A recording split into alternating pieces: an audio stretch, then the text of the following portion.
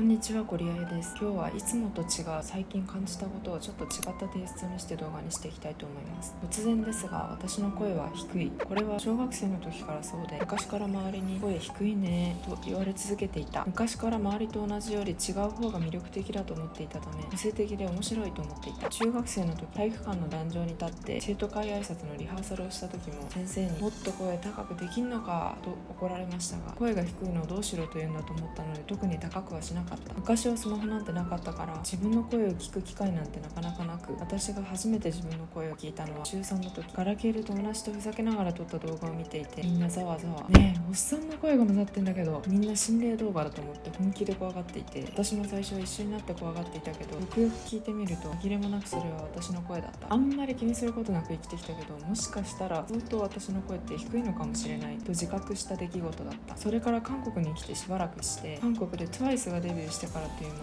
私が何度チジギンパプって言ってみてと言われたことか。別に言ってもいいけど、私がチジギンパプと言ったところでただのキンパプでしかない。ニコニコにやってみてと言われ、別にやってもいいけど、やったらなんか違うみたいな、その顔やめて。日本人らしいリアクション。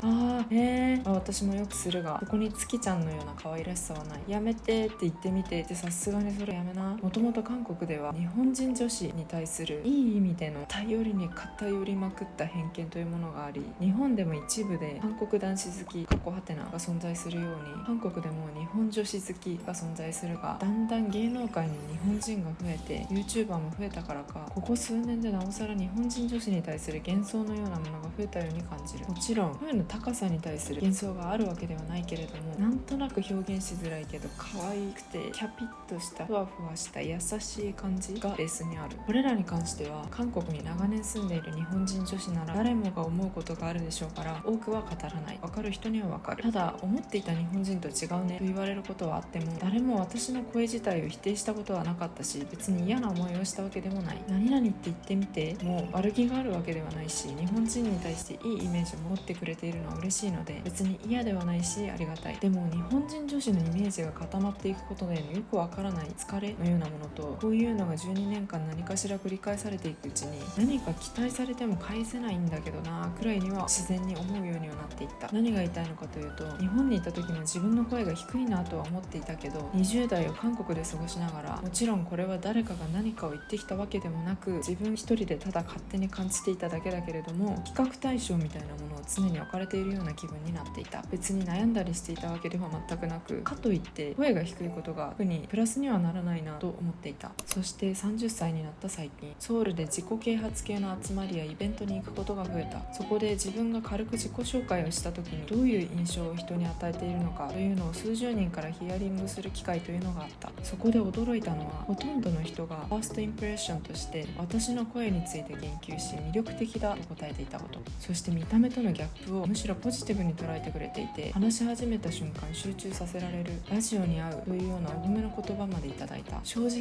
めちゃくちゃ驚いた。プラスにならないと思っていたことが、むしろ自分の印象の中で一番のプラスポイントになっていたとは。もしかしたら比較対象を置かれているんではなくて、自ら置いていただけだったのかもしれない。そして年齢も30代だからこそ、この落ち着きを魅力と捉えてくれる人が周りに増えたのかもしれないなとも思ったり、自分が気にしている部分が意外と周りの人が見た時は気にならないというケースは多いけど、魅力に見えることもあるんだなと。例えば足が遅いだとか、歩き方が変だとか、下半身デブだとか、これらは全て私のこと。歩き方がキモいと言われていた私をペンギンみたいで可愛いと言ってくれていた恋人もかつて